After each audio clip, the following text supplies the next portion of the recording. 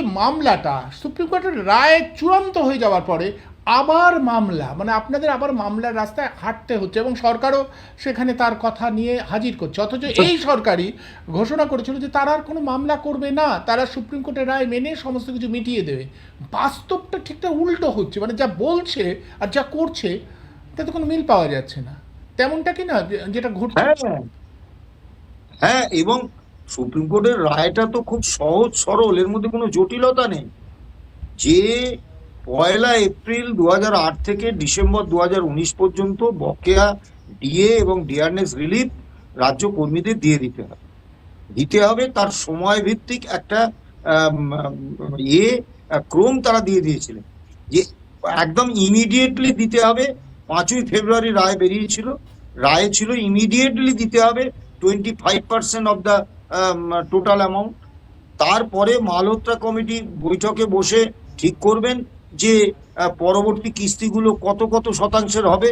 সেই দ্বিতীয় কিস্তিটা 31শে মার্চের মধ্যে দিয়ে দিতে হবে, অর্থাৎ 31শে মার্চ 2026-এর মধ্যে 25%, এবং তার সঙ্গে যোগ যে মালহোত্রা কমিটি যত শতাংশ ওই বাকি 75%-এর ভাগ করে দেবেন যে এইটা দ্বিতীয় কিস্তিতে দিতে হবে। সেটা যদি 25% হয় তাহলে 50%, যদি 10% হয় তাহলে 35%, যদি 30% হয় তাহলে 55% দিয়ে 31শে মার্চের মধ্যে দিয়ে দিতে হবে।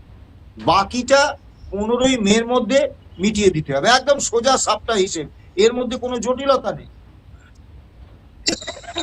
কিন্তু পূর্বতন সরকার খুব কৌশলগতভাবে এতে একটা বহুমাত্রিক জটিলতা তৈরি করলেন।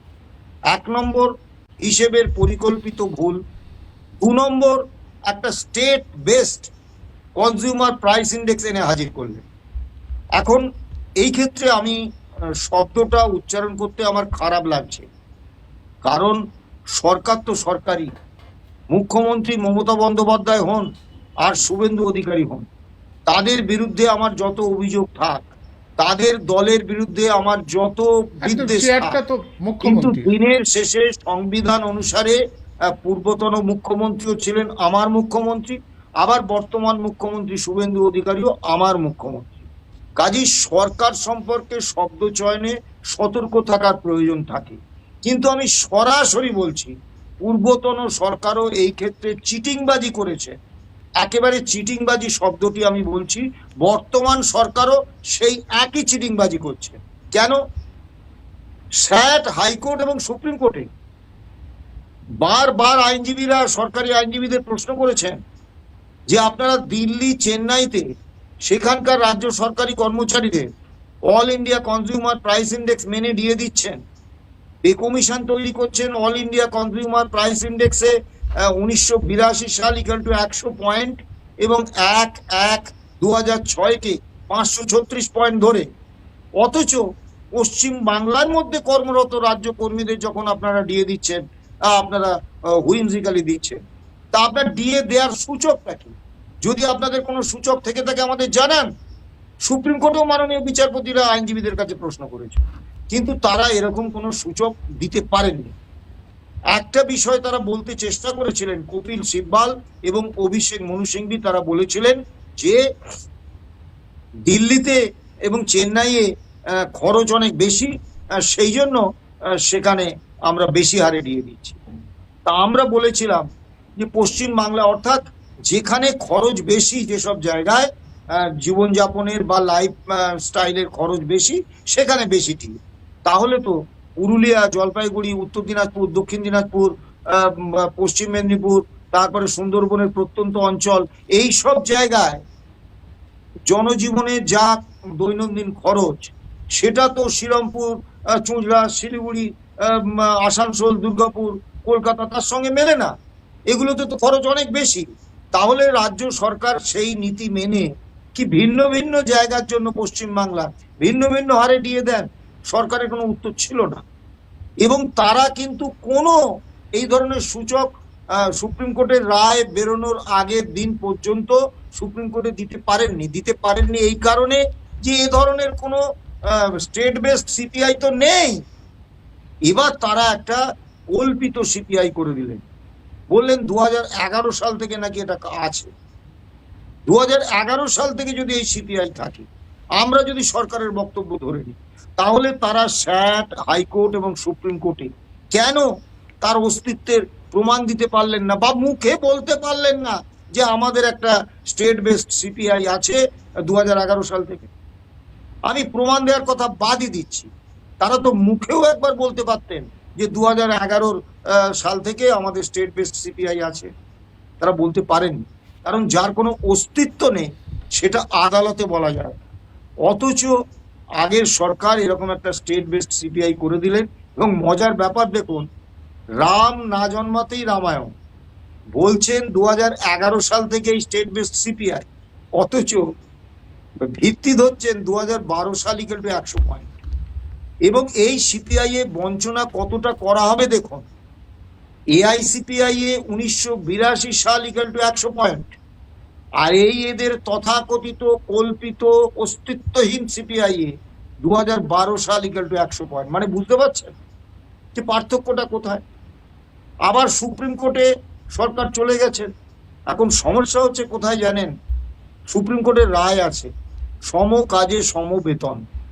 আপনি ভারতবর্ষের কোথাও দেখাতে পারবেন না সুপ্রিম কোর্টের এই রায়টা কার্যকর হচ্ছে। আমার বাংলায় দেখুন, 5.5 লক্ষাধিক চুক্তিভিত্তিক কর্মী আছে, কাউকে 600 টাকা, কাউকে 1666 টাকা, কাউকে 2000, 3000, 4000, 5000, 10,000 টাকা বেতন দিয়ে তারা কৃতদাসের মালিকের ঢঙে তাদের কাজ করিয়ে নিচ্ছে। সমকাজে সমবেতন হচ্ছে না। আরো আতঙ্কের বিষয়, কলকাতা হাইকোর্টে প্রাক্তন যে প্রধান বিচারপতি ছিলেন শিবজ্ঞানম, তিনি একদিন এজলাসে বসে বলেছিলেন যে আমার হাইকোর্টে 33 জন চুক্তিভিত্তিক কর্মী রয়েছেন, তারা 30 দিনের মজুরি পান না। তারা প্রকৃত তাদের প্রাপ্যের অনেক কম মজুরি দেওয়া হয়, কিন্তু তিনি এই নির্দেশনামাটা করে দিয়ে যেতে পারেননি বা করেননি যে এদেরকে এইভাবে খাটানো যাবে না। এই 33 জন চুক্তিকর্মী যারা হাইকোর্টে আছে তাদেরকে তাদের সম কাজে সম বেতনের ভিত্তিতে তাদের বেতন দিতে হবে। এটা মানা হয় না। অর্থাৎ মহামান্য সুপ্রিম কোর্ট অনেক রায় দেন, কিন্তু সেই রায়টা কার্যকর হলো কিনা এইটার ব্যাপারে কোনো নজরদারির ব্যবস্থা নেই। আমি আপনাকে একটা ইয়ে করব, আপনারা এবার কি করতে চান? মানে ডিএ নিয়ে ডিল তো বাড়তেই থাকবে, কি করণীয় আপনাদের? কারণ আমি আর একটা বিষয়ে একটু আলোকপাত করব আজকে 5-6 মিনিট। হ্যাঁ দেখুন, সোজা কথা সোজাভাবে বলি, এই সরকার বকেয়া ডিএ দেওয়ার ব্যাপারে, অন্তত যারা এখনো পাননি তাদের দেওয়ার ব্যাপারে কার্যত মুখ্যমন্ত্রী বলে দিয়েছেন সবাইকে দিয়ে দিয়েছে। আর সুপ্রিম কোর্টে অত্যন্ত দুর্ভাগ্যের বিষয়, রায়টা যতটা গুরুত্বের সঙ্গে দেওয়া হয়েছিল ঠিক ততটাই গুরুত্বহীন হয়ে পড়েছে রায়টা কার্যকর করার ক্ষেত্রে সুপ্রিম কোর্টের ভূমিকা। সুপ্রিম কোর্ট আমাদের পাঠিয়ে দিয়েছেন মনিটরিং কমিটির কাছে। কোন মনিটরিং কমিটি? এই যত গোলমালের মূলে রয়েছে এই মনিটরিং কমিটি। যদি বলবেন কেন, তারা পার্টি তো 3টে, একটা হচ্ছে রেসপন্ডেন্ট যারা তারা, একটা হচ্ছে সরকার, একটা হচ্ছে মনিটরিং কমিটি যাদের উপর দায়িত্ব দিয়েছেন, যারা হচ্ছেন কোর্ট অফ ফাইনাল আর্বিট্রেশন, তাদের উপর দায়িত্ব যে তারা সবকিছুর উপর নজরদারি করবেন এবং সুপ্রিম কোর্টের রায়টা যাতে রাজ্য সরকার মানে সেই জন্য তারা কোঅর্ডিনেট করবেন, রাজ্য সরকারকে নির্দেশ দেবেন। তারা কি করলেন? আমাদের সঙ্গে কোনো বৈঠক করলেন না, রাজ্য সরকারের সঙ্গে একের পর এক বৈঠক করে এই মামলাটার রায় কার্যকর করাটাকে বহুমাত্রিক জটিলতা দিলেন।